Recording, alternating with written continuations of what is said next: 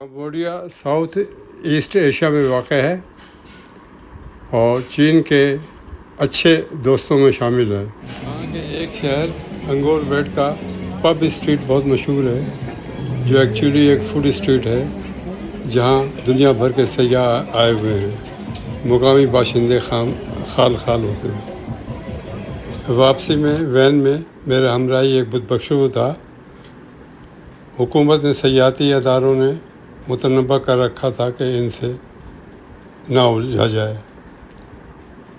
ایک جگہ وین رکی تو لوگ کاکروچ، جھینگر اور اس قسم کی چیزیں لے کے کھانے لگے۔ وہاں پہ بڑی بڑی سیاہ مکڑی بھی رکھی ہوئی تھی۔ میرے وین کے ڈرائیور نے کہا اگر مجھے کھلاتے ہو تو میں کھاتا ہوں۔ $1 کی ایک مکڑی تھی، کافی مہنگی تھی۔ میں نے خوشی خوشی اس کی پیمنٹ کر دی اور اس نے مزہ لے کے کھایا۔ تو ان علاقوں میں کیڑے مکوڑے کھانا عام سی بات ہے۔ فلوٹنگ ولیج یا تیرتے ہوئے گاؤں کا سفر بھی یادگاری سفر تھا۔ مختلف قسم کے سوسائٹی یا سماج دیکھنے کا موقع ملا۔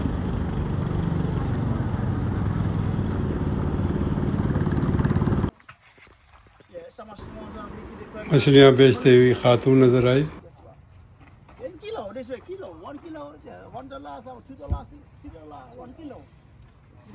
عورتیں یہاں ہر قسم کا کام کرتی ہیں، حتیٰ کہ قصاب کا کام کر کے بڑے کا۔ پھر ہم ایک NGO اسکول میں گئے اور سیاحوں نے ان سے سوالات کرنا شروع کر دیا۔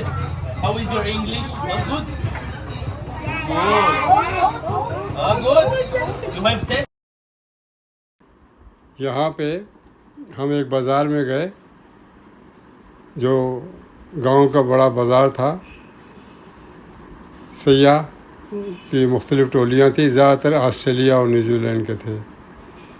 یہیں پہ ہم نے ایک ٹیمپل بھی دیکھا جو ماہی گیروں کا تھا، اور ٹیمپل کے پاس ایک بازار بھی تھا جہاں سے میں نے ایک بدھا کا یادگاری اسٹیچو خریدا۔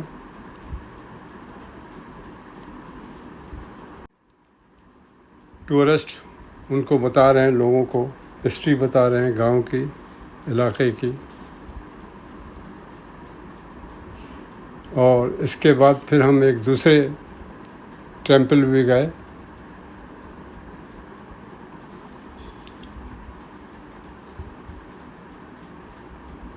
یہ گاؤں میں ہی ٹیمپل تھا۔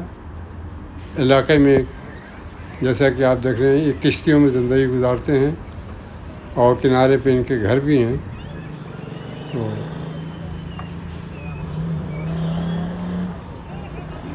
اب ہم اپنی کشتیوں کا انتظار کر رہے ہیں تاکہ ہمارا بیڑا آئے تو اس میں سوار ہو کے آگے جائیں۔ تو آپ دیکھ رہے ہیں کہ پورے ہی یہ علاقہ جو ہے سیلابی زد میں ہوتا ہے۔ نیچے مکانات کے مویشی پالے جاتے ہیں اور اوپر رہائش رکھی جاتی ہے۔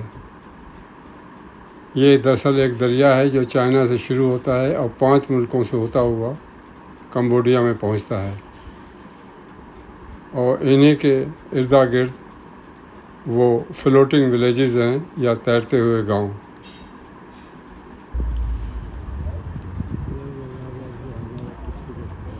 یہ تیرتے ہوئے گاؤں ان کو رہائش بھی مہیا کرتے ہیں اور ان کے لیے معاشی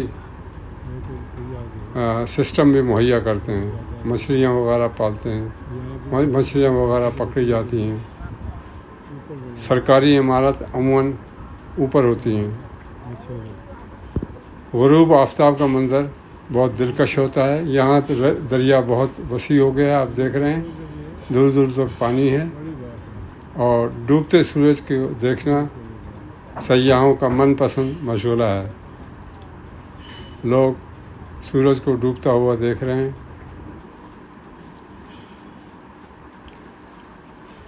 اور اس طرح رات آ گئی۔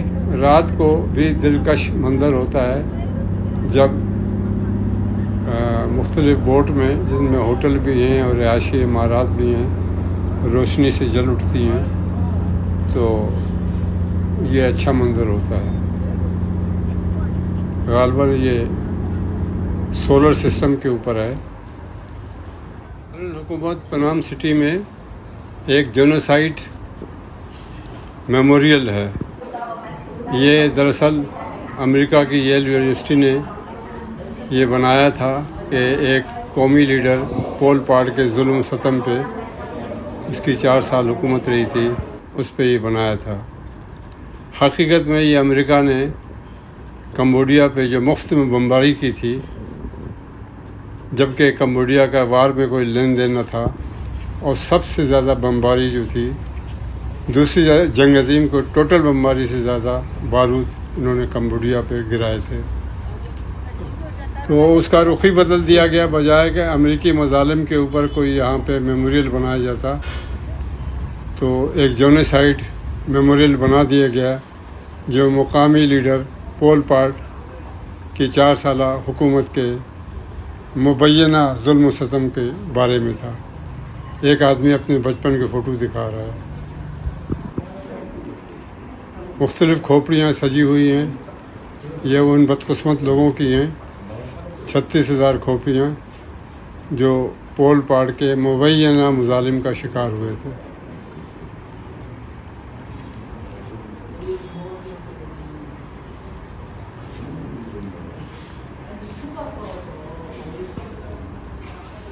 سیاح یہاں آتے ہیں اور مختلف ایذا رسانی کے آلات بھی دکھائے جاتے ہیں جن کے ذریعے قیدیوں کو تشدد کیا جاتا تھا۔ اسکول کے بچے بھی گروپ کی شکل میں آ کر جینوسائڈ۔ ایک قبرستان بھی ہے جہاں سیاحوں کو لے جایا جاتا ہے، جہاں پہ مبینہ طور پہ پول پاٹ نے اپنے مخالفین کو